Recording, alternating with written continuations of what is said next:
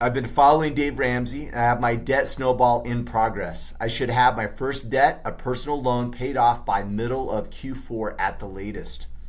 How do I balance putting extra money towards paying a loan off and being able to have a social life?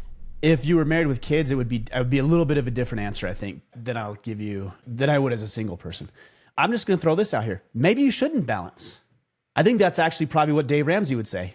I mean, look, you got yourself into this situation. You want to pay the debt off as quick as possible. So you got to sacrifice. Balance is, the more I hear about people that want to balance, the more I'm just turned off by the idea. I don't want to balance. Balance to me represents the way most people use it. I don't use it this way, but the way most people use it is this like perfect homeostatic state between all of your tasks and projects and assignments and activities and interest, and everything is just harmoniously euphoric. Well, welcome to the real world. That doesn't happen here. So if I'm working right now, Kip, and I get a text from my son, he's like, "Dad, I broke my arm. I'm in the hospital." Screw balance. Kip, I'm out. You finish on your own. I'm going to be with my son. Right? Of course. Nobody would balk at that. But that's what you do. So I look at balance as a verb. It's an action that you're taking. You're not finding balance, you're balancing. And you're balancing between all of the things that you have going on in your life. And sometimes there's certain aspects of your life that need more emphasis than others. In this case, your debt was out of hand. And so you're focusing all of your effort towards getting rid of this debt. Now, if you have to do that for 10 years, I don't think that's sustainable. But if you have to do that for 12 months, I say buckle down. You can do that for 12. Oh, and by the way, you can do free stuff on the side to have a little bit of enjoyment in your life, but maybe you're not going to go on a vacation, or maybe you're not going to go hit that extra round of golf, or you're not going to do whatever it is you do as often as maybe you do because you're sacrificing. So I would say, depending on the length, buckle down.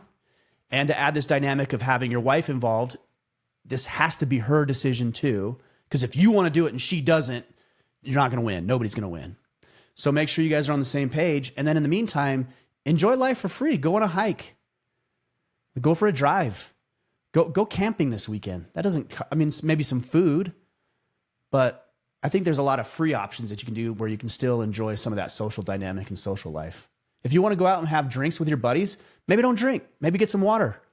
So you still have the social dynamic, but you're not spending the extra $50, $60, $80, $100 for the evening. Well, and it's funny, we assume that how we show up is like net negative on everybody.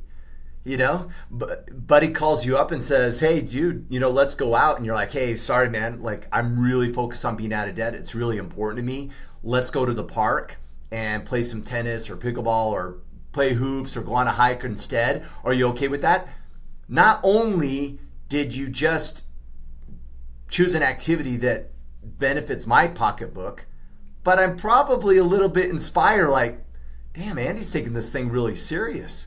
Maybe I need to get my finances in check. Guys, like, we assume that like you'd be putting people out. You're not going to be putting them out. If anything, you're showing up powerfully. You're showing up what it looks like to sacrifice and make some pivots around something that's important to you.